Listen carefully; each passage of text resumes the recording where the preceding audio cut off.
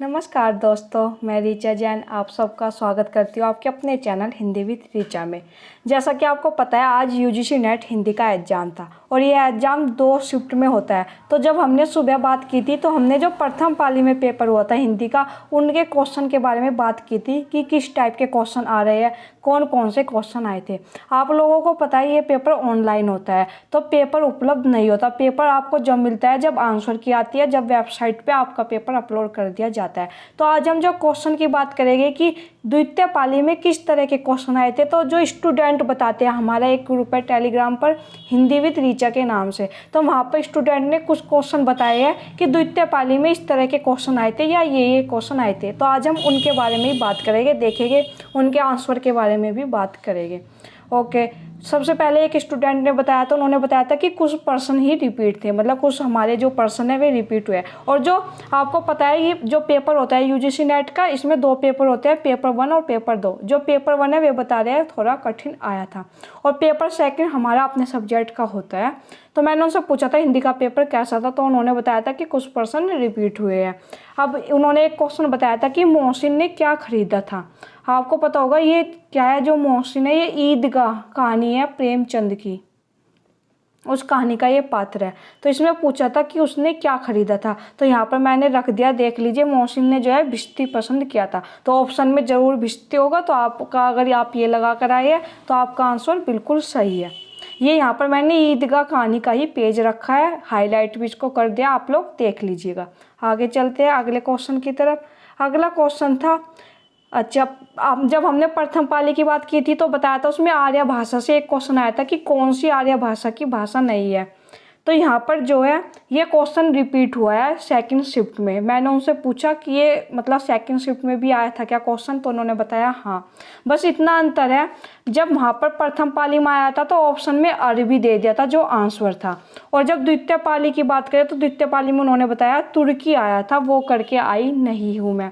तो जो तुर्की ऑप्शन में था, तुर्की किस भाषा का शब्द है, तुरानी भाषा का, और क्वेश्चन था कौन सा आर्य भाषा का शब्द नहीं है, तो आंसर हो गया हमारा तुर्की। प्रथम पाली में आंसर हो गया अरबी और द्वितीय पाली में आंसर हो गया तुर्की। आर्य भाषा वाला क्वेश्चन रिपीट हुआ है, ये प्रथम पाली में भी आया, द्वितीय पाली में भी आया।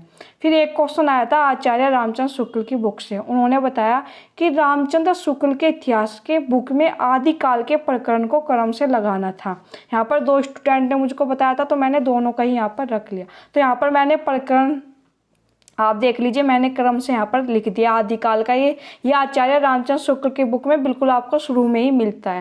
प्रकरण 1 सामान्य परिचय, प्रकरण 2 अपभ्रंश काव्य, प्रकरण 3 देश भाषा काव्य, प्रकरण 4 फुटकल रचनाएं। ये चारों आए थे और इनको क्रम से लगाना था कि प्रकरण 1 कौन सा है, प्रकरण 2 कौन सा है, प्रकरण 3 कौन सा है। इन्होंने बताया भी है कि हाँ, पहले जैसे सामान्य परिचय आएगा और सबसे आखिरी में क्या आएगा, फुटकल रचनाएं। तो ये काफ़ी ईजी क्वेश्चन था। आगे बढ़ते हैं। आगे ये क्वेश्चन आया था, क्रम लगाना था मैला आंचल उपन्यास, राग दरबारी, अंधेरे में, बाण भट्ट की आत्मकथा। ये 4 उपन्यास थे, इनका क्रम लगाना था। तो क्रम देख लेते हैं। आंसर जो है बाण भट्ट की आत्मकथा सबसे पहले आएगा 1946, मैला आंचल 1954, राग दरबारी 1968। अंधेरे में उपन्यास मुझे अभी इसका प्रकाशन वर्ष नहीं मिला है, मैं इसको खोजूंगी तो आपको बाद में बता दूंगी, टेलीग्राम ग्रुप पर बता दूंगी, या मैं यहाँ पर ही एक छोटी सी वीडियो अपलोड कर दूंगी बनाकर। आगे चलते हैं। आगे ये आया था शरद चंद्र का जन्म स्थान उन्होंने पूछा था, तो उन्होंने बताया 2 ऑप्शन तो उनके याद है, भगापुर और देवनंदपुर, और 2 उनके याद नहीं थे ऑप्शन। तो यहाँ पर जो शरद चंद्र का जो है जन्म स्थान है वो है देवनंदपुर। क्या है इनका, तो अगर आप देवनंदपुर लगा कर आए हैं तो आपका आंसर बिल्कुल सही है। आगे चलते हैं, आगे देखेंगे। आगे एक ये क्वेश्चन आया था, ये आता है उपन्यास और उसके स्थान का मैच करने वाला। जैसे गंगोली गांव का क्या होता है, आधा गांव जो उपन्यास है गंगोली गांव का वर्णन है, शिवपालगंज में राग दरबारी का वर्णन है, पंजाब में जिंदगी नामा का, और एक और था जो उनकी याद नहीं था। 4 ऑप्शन थे तो ये था। ये हमेशा आती है, ये भी रिपीट क्वेश्चन है क्योंकि आधा गांव का बहुत बार पूछ चुके हैं। वे किस गांव का है, तो गंगोली गांव का, राग दरबारी शिवपालगंज, जिंदगी नामा पंजाब। और आपको पता होगा राग दरबारी और जिंदगी नामा तो हमारे सिलेबस में भी लगे हुए हैं नेट के पाठ्यक्रम में। आगे चलते हैं। यहाँ पर एक ये क्वेश्चन आया था, उन्होंने बताया था सर्वसुख लाल नामक पात्र से किस उपन्यास का आरंभ होता है। तो इसका आंसर था देवरानी जेठानी की कहानी जो उपन्यास है, उस उपन्यास में जो है सर्वसुख लाल नाम का एक पात्र है जिससे उपन्यास का आरंभ होता है। तो आंसर होगा इसका देवरानी जेठानी की कहानी। आगे यहाँ पर ये मेरी एक दो फ्रेंड पेपर देने गई थी, तो उन्होंने मुझे बताया कि मतलब किस तरह के क्वेश्चन आए थे, ये भी देख लेते हैं। उन्होंने बताया कि यूनिट 10 के क्वेश्चन बहुत नॉर्मल थे और कविताओं की पंक्तियाँ, रचनाकार इन पर ज़्यादा फोकस था। पंक्तियाँ दे के पूछते हैं कि क्या अर्थ है। ये यूनिट 5 की बात कर रहे हैं यहाँ पर, क्योंकि यूनिट 5 में जो हमारी कविताएँ लगी हुई है उनकी कविता देते हैं और उनका अर्थ पूछ लेते हैं क्या है। जो यूनिट 5 की बात करें तो क्वेश्चन कहाँ से आए थे, सूरदास से आया था, कबीर से क्वेश्चन आया था। तत्सम का प्रश्न आया था, मैंने उनसे ऑप्शन पूछे तो उनके ऑप्शन याद नहीं थे। अगर ऑप्शन मुझे पता चलते हैं तो मैं बाद में आपको बता दूंगी। आर्य भाषा का भी उन्होंने बताया कि एक क्वेश्चन आया था, वो मैंने आपको बता ही दिया शुरू में कि क्या क्वेश्चन आया था। तो ये वे है जिनसे मतलब स्टूडेंट या मेरे फ्रेंड जो एग्जाम देने गए थे उन्होंने मुझे क्वेश्चन बताए। अब मैं बात करती हूँ प्रथम पाली की। मैंने सुबह एक वीडियो अपलोड की थी प्रथम पाली की, उसमें जो जो मुझे स्टूडेंट ने क्वेश्चन बताए थे उनके बारे में मैंने बात की थी, लेकिन बाद में मुझे और स्टूडेंट ने क्वेश्चन भेजे तो वे मैंने इसी वीडियो में ही ऐड कर ली है। अब तक बात हो रही थी द्वितीय पाली की, अब हम बात करेंगे प्रथम पाली की जो हमारा सुबह एग्जाम हुआ था 9 से 12। उसमें मैंने एक वीडियो बनाई थी सुबह, वो आपको मिल जाएगी, ऊपर आइकॉन बटन में भी मिल जाएगी और नहीं तो मैं लिंक भी नीचे दे दूंगी डिस्क्रिप्शन बॉक्स में, तो आप देख लीजिएगा। और अब ये प्रथम पाली की बात हो रही है। जो सुबह वाली वीडियो में क्वेश्चन रह गए थे मुझे देर में स्टूडेंट ने भेजे, वे मैंने इस वीडियो में रख दिए। क्वेश्चन आया था निम्नलिखित में से कौन सी रचना आत्मकथा नहीं है। ऑप्शन थे एक कहानी यह भी, अन्य से अनन्या, बाणभट्ट की आत्मकथा, शेखर एक जीवनी। ये 4 ऑप्शन थे, कोर में आपका आंसर था, यानी ए और बी और सी, इस तरह से कोर में आंसर था आपका। तो देखते हैं इसका आंसर क्या होगा। इसमें पूछा आत्मकथा नहीं है, तो जो आत्मकथा नहीं है वो है बाणभट्ट की आत्मकथा और शेखर एक जीवनी, क्योंकि ये दोनों उपन्यास है और ये दोनों क्या है, आत्मकथा। एक कहानी यह भी, ये मन्नू भंडारी की आत्मकथा है, अन्य से अनन्या परवा केथान की। जिन स्टूडेंट ने यहाँ पर मुझे क्वेश्चन भेजा था मैंने उनका यहाँ पर स्क्रीनशॉट रख दिया है। आगे चलते हैं। आगे एक क्वेश्चन ये आया था, मेरी भव बाधा हरो राधा नागरी सोए, जा तन की झाई श्याम हरित दुति होए। आपको पता ही होगा सबको, ये बिहारी की पंक्ति है। इसमें झाई शब्द के 2 अर्थ पूछे थे, तो मैंने जो बिहारी रत्नाकर बुक है वहाँ से मैंने ये पेज रखा है। मुझे ऑप्शन में पता चला है कि ऑप्शन में जो थे परछाई और झांकी थे। ये भी कोड वाला आंसर था, 4 ऑप्शन मिले होंगे, उसमें था कि इनमें से कौन कौन से सही है, ए और बी और सी या सी और डी और ए, इस टाइप से।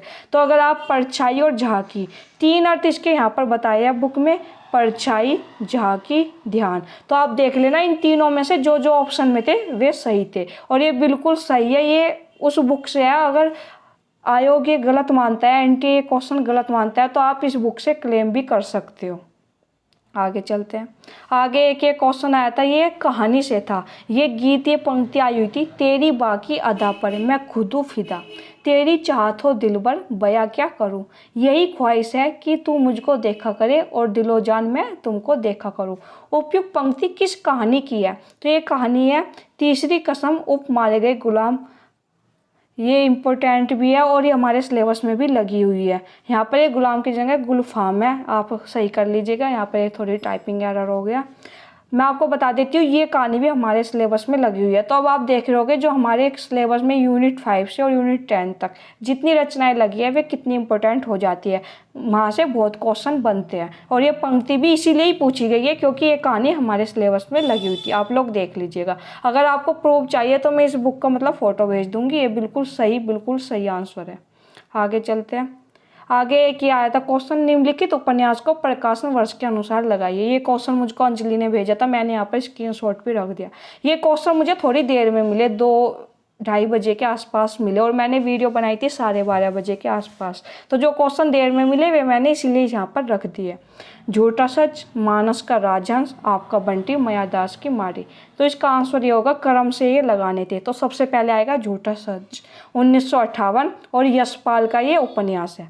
आपका बंटी 1971, मन्नू भंडारी का ये उपन्यास है। मानस का राजहंस 1972 अमृतलाल नागर का उपन्यास है। मायादास की माटी 1988 और ये भीष्म साहनी का उपन्यास है। आप देख रहे हैं कालक्रम में कौन से उपन्यास पूछे जा रहे हैं जो हमारे सिलेबस में लगे हैं।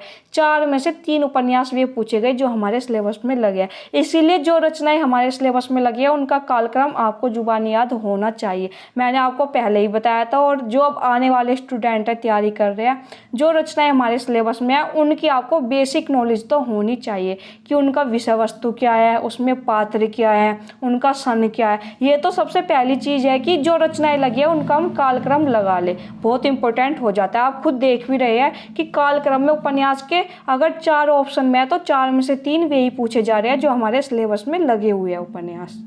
आगे चलते हैं। आगे एक ये आई थी अमीर खुसरो की पहेली आई थी, गोरी सुंदर पतली केहर काले रंग, 11 देवर छोड़ के चली जेठ के संग। इसमें ये बताना था ये जो पहेली है इसका आंसर क्या है। अमीर खुसरो की ये पहेली थी, तो इसका आंसर होगा अरहर की दाल। आगे चलते हैं। आगे एक ये पंक्ति आई थी, मैंने आपको सुबह बताया भी था वीडियो में कि एक गोदान से पंक्ति आई है। बाद में मुझको पता चल गया कि ये वाली पंक्ति आई है, तो इसमें कंफ्यूज हो रहे थे ये पंक्ति किसने किससे कही है। ये एग्जाम में पूछा गया था।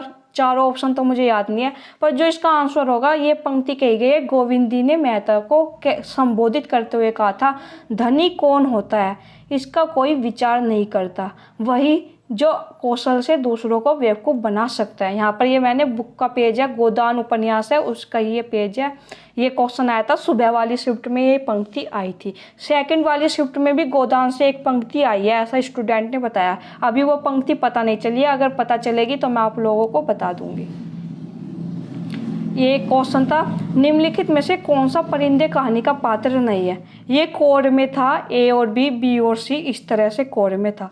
तो ये तीनों पात्र तो जो है परिंदे कहानी के है। सामनाथ जो पात्र है वो चीफ की दावत कहानी का पात्र है। चीफ की दावत किसकी कहानी है, भीष्म साहनी की कहानी है चीफ की दावत। तो वहाँ से ये क्वेश्चन आया था। तो इसका सामनाथ, तो जो कोड में जहाँ पर सामनाथ मतलब अगर बी में ऑप्शन में सामनाथ था, जहाँ पर बी मिलेगा आपको कोड में, वो गलत आंसर आपका हो जाएगा। आगे चलते हैं। आगे अब ये 3-4 क्वेश्चन है, ये 1 लाइनर थे तो मैंने एक जगह लिख लिया। प्रथम विश्व युद्ध पर आधारित कहानी पूछी गई थी, उसने कहा था उदासी संप्रदाय के प्रवर्तक श्रीचंद। और एक आया था कुछ उथले कुछ गहरे निबंध किसका है। तो मैं आपको बता देती हूँ ये निबंध 2 लोगों का है, इंद्रनाथ मदान और गुलाब राय। अब ऑप्शन में जो था आप उसके अकॉर्डिंग आंसर लगाइएगा। अगर गुलाब राय था तो आपने गुलाब राय लगाया होगा, इंद्रनाथ मदान था तो इंद्रनाथ मदान लगाया होगा। ये दोनों का निबंध मिलता है।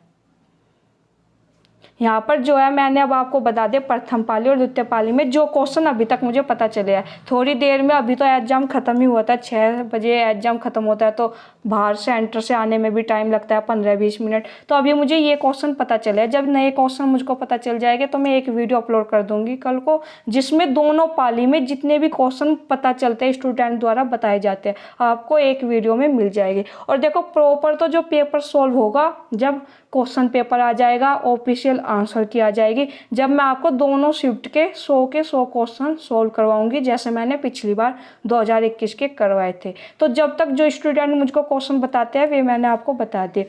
कोई क्वेश्चन अगर आपके भी याद है तो आप मुझको कमेंट कर दीजिएगा। अगर प्रॉपर क्वेश्चन याद है तो भी, अगर आपको पता है कि हाँ यहाँ से क्वेश्चन आया था, इस टॉपिक से आया था, तो भी आप मुझको कमेंट कर बता दीजिएगा। और आपको वीडियो कैसी लगी, अगर आपको यूजफुल लगती है तो लाइक, सब्सक्राइब, शेयर कर दीजिएगा। धन्यवाद।